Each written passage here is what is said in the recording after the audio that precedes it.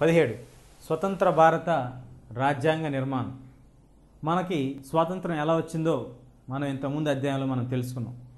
గాంధీ గారు ముందుండి మన యొక్క స్వతంత్ర ఉద్యమాన్ని నడిపించటం, ఆ తర్వాత మనం చూసాం బ్రిటిష్ వాళ్ళు ఈ భారతదేశాన్ని, పాకిస్తాన్ని అంటే హిందువుల్ని, ముస్లింల్ని విడదీసి దానికి అటు పాకిస్తాన్ అని పేరు పెట్టి కొత్తగా 2 దేశాలని ఇవ్వటం జరిగింది.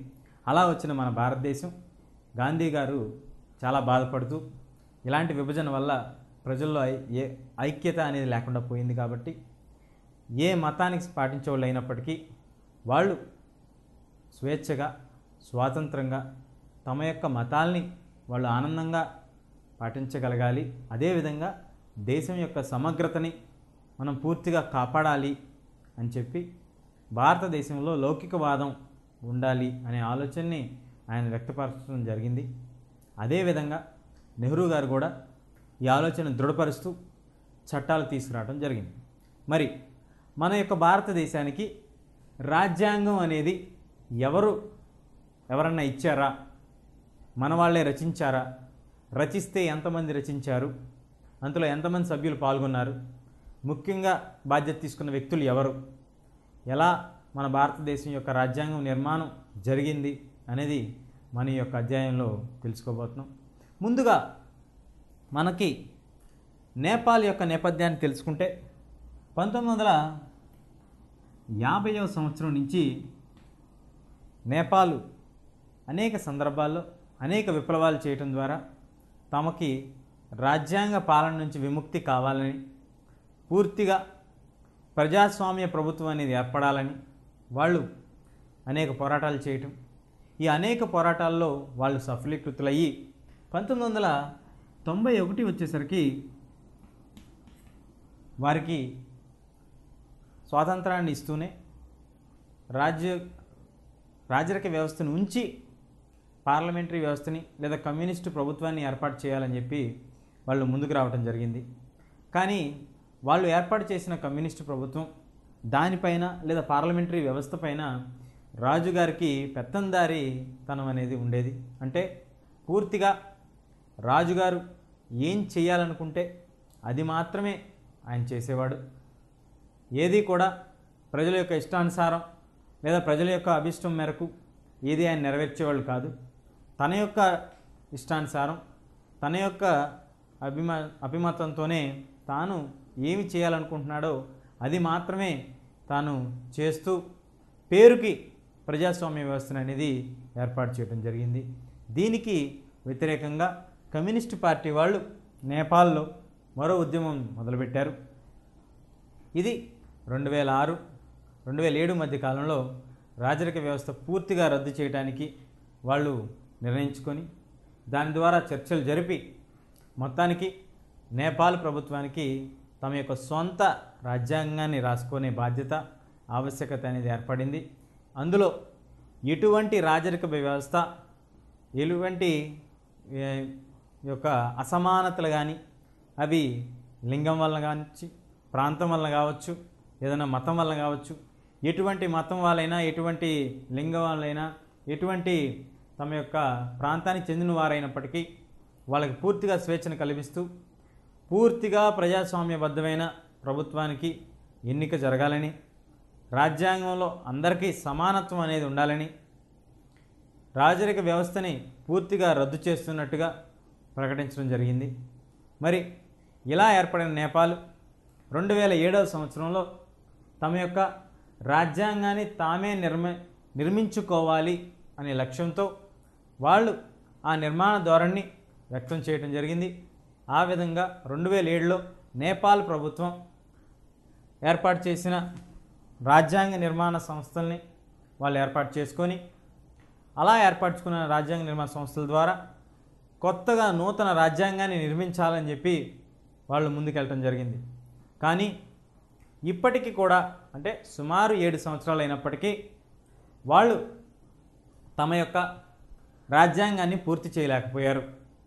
ఎందువలన పూర్తి చేయలేకపోయారు అంటే 2007వ సంవత్సరం నుంచి అనేక దఫాలుగా చర్చలు జరుపుతూ వారి యొక్క పూర్తిగా అన్ని విషయాలపై సమగ్రమైన చర్చను జరిపి దానిపై అన్ని రాజకీయ పక్షాల నుంచి అభిప్రాయాలను సేకరించి తదనంతరం ఒక నిర్ణయం తీసుకోవడం అనేది నేపాల్లో ఉన్న రాజ్యాంగ నిర్వహణ కమిటీ యొక్క బాధ్యత. ఇలా చేస్తున్నప్పుడు కొన్ని అంశాలపై పూర్తిగా ఏకాభిప్రాయం అనేది వాళ్ళు స్థాపించలేకపోతున్నారు.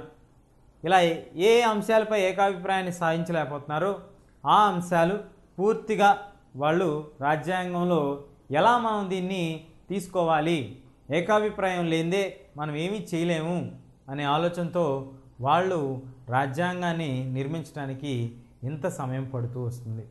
మరి త్వరగా వాళ్ళు రాజ్యాంగాన్ని నిర్మించుకోవాలని మనం కోరుకుందాం.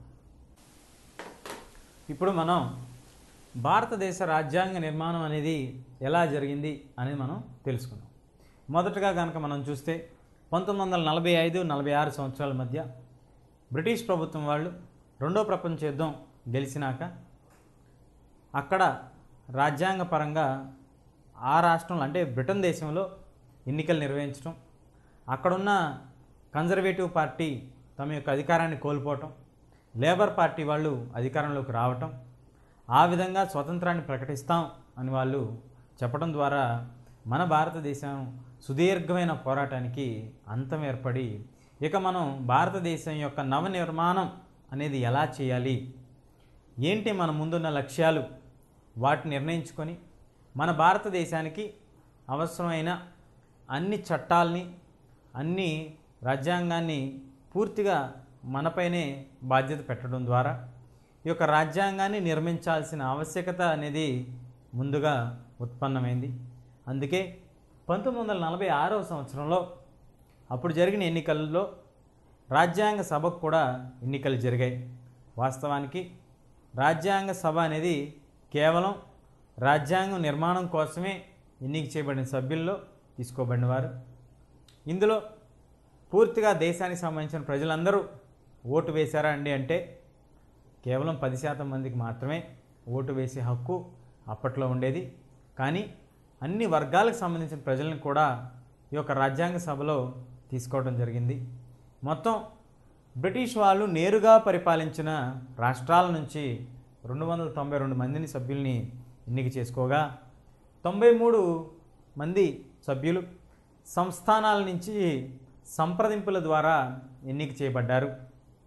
ఇక్కడ మనం గమనించాల్సిన విషయం, ఈ 292 సభ్యులు బ్రిటిష్ వాళ్ళు పరిపాలించిన నేరుగా భారతదేశంలో ఉన్న అన్ని రాజ్యాల్లో ఎన్నికలు జరిగి ఆ తర్వాత వాళ్ళు ఎన్నుకోబడ్డారు. కానీ ఈ యొక్క 93 మంది కూడా వాళ్ళ యొక్క సంస్థానాలు అంటే మన బ్రిటిష్ వారు భారతదేశం యొక్క భూభాగాన్ని రెండుగా విభజించడం జరిగింది. ఒకటి నేరుగా బ్రిటిష్ వాళ్ళ ఆధీనంలో ఉన్న ప్రాంతం, రెండవది బ్రిటిష్ వాళ్ళు ఈ యొక్క రాజ్యాలను గుర్తిస్తూ రాజ్యాధికారులు బ్రిటిష్ వారికి కొంత శిస్తు అనేది కట్టడం ద్వారా వాళ్ళకి స్వయం ప్రతిపత్తిని కల్పించారు.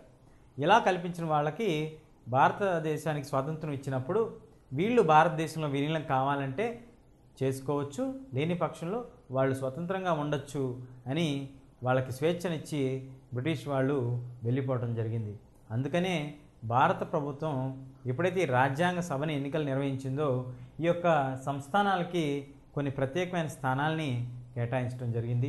అలా కేటాయించిన ప్రత్యేకమైన స్థానాల నుంచి